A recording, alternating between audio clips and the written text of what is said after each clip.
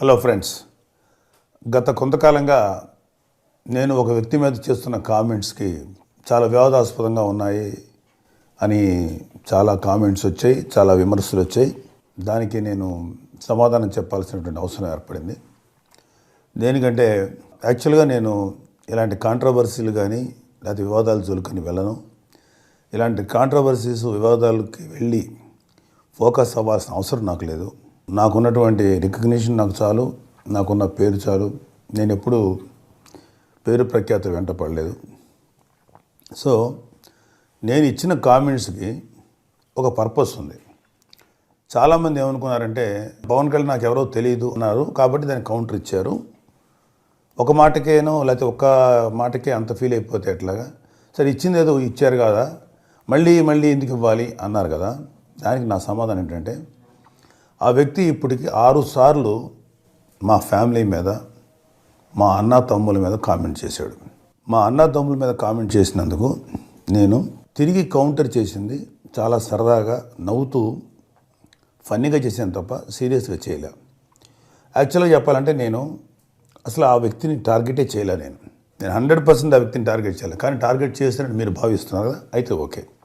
అది టార్గెట్ చేస్తారని మీరు భావిస్తున్నారు కాబట్టి నేను పెట్టే కామెంట్స్ ఆ వ్యక్తి మా ఫ్యామిలీ మీద, మా బ్రదర్స్ మీద ఆ వ్యక్తి చేసిన కామెంట్స్ మీరు కూడా వినండి.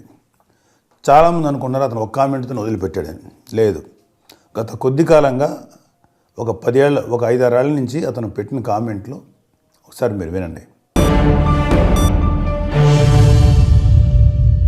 ఈ కామెంట్ చూసారుగా, అతను HMTVలో వచ్చిన ఈ కామెంట్ ఏంటంటే, ఈ జర్నలిస్టులు వెళ్ళి ఏదో పొలిటికల్ ఇష్యూ మీద అతను ఎవరో మాకు తెలియదు అని మాట్లాడిన మాట మీరు స్పష్టంగా అయినారు. నేను తప్పులేదు. కళ్యాణ్ బాబు అందరికీ తెలియాల్సిన అవసరం లేదు, చిరంజీవి గారు అందరికీ తెలియాల్సిన అవసరం లేదు. హైదరాబాదులో ఉంటూ, తెలుగు ఇండస్ట్రీలో ఉంటూ, తెలుగు రాష్ట్రాల్లో ఉంటూ, తెలుగు సినిమా ఇండస్ట్రీ మీదలో ఉంటూ మనకు తెలియకపోవచ్చు. అదే నేను అసలు 1% కూడా తప్పుగా ఫీల్ అవ్వను. కానీ నేను తప్పుగా ఫీల్ అయింది ఏంటంటే, ఏ పవన్ కళ్యాణ్ అనబడే వ్యక్తి అయితే మీ తెలుగుదేశం పార్టీకి మీ బావ వచ్చి అడిగితే మీ పార్టీకి తను కంటెస్ట్ చేయకుండా మీ గెలుపుకి, జగన్ గెలవాల్సిన పరిస్థితిలో మీ గెలుపుకు కారణమయ్యి ఒక మంచి ప్రభుత్వం వస్తుంది, ఒక సీనియారిటీ ఉన్న వ్యక్తి నాయకుడు అని ఇన్ని రకాల ఆలోచనలతోటి ఒక సీనియారిటీ గౌరవించి మీ పార్టీకి తను సపోర్ట్ చేసి ఒక్క సీటు కూడా తను నిలబడకుండా, మీకు ఏ చిన్న ఫేవర్ కూడా ఆశించకుండా నిలబడే వ్యక్తి అతను ఎవరో మాకు తెలియదు అనే మాట మాట్లాడి చూసారా, ఇది నన్ను బాధించింది.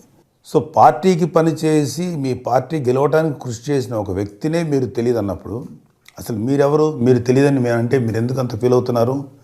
మీరంటే మీ చుట్టుపక్కల ఉండే మీ అభిమానులు కానీ లేకపోతే మీ ఇండస్ట్రీలో ఉండే కొంతమంది వ్యక్తులు కానీ మీరు ఎందుకు ఫీల్ అవుతున్నారు?